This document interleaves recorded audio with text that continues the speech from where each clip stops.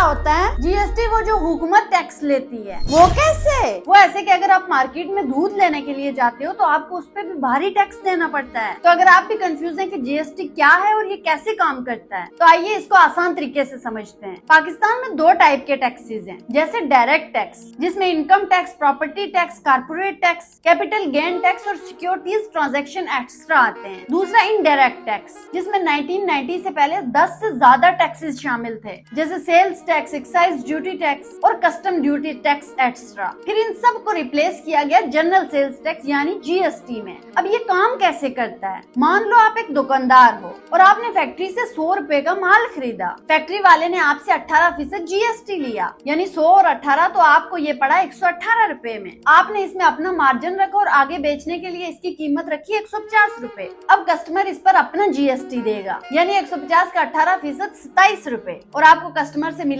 177 रुपए। यानी आपने खरीदते वक्त 18% जीएसटी दिया था और बेचते वक्त 27 रुपए जीएसटी लिया। अब आपने पूरे 27 रुपए हुकूमत को नहीं देने, बल्कि आप इनपुट टैक्स के तौर पर वो 18 रुपए कम कर देंगे, यानी 27 रुपए ग्राहक से लिए, 18 रुपए पहले दिए और सिर्फ 9 रुपए हुकूमत को जाएंगे। इसको कहते हैं वैल्यू एडेड सिस्टम। यानी अब टैक्स पे टैक्स नहीं लगता जो जीएसटी से पहले हुआ करता था। यानी अब ग्राहक यानी खरीदने वाला जीएसटी का बोझ उठाता है, दुकानदार और फैक्ट्री वाले सिर्फ हुकूमत के लिए टैक्स जमा करते हैं और हर एक अपनी एडिड वैल्यू पर टैक्स देता है। इस चीज पे कितना टैक्स लगेगा इसके स्लैब्स बनते हैं, जो नए रिफॉर्म्स के बाद मेनली 5% से 18% और इम्पोर्टेड प्रोडक्ट्स में इससे भी ज्यादा लग सकते हैं। तो अब तुम्हें समझ आए कि जीएसटी क्या होता है और कैसे काम करता है।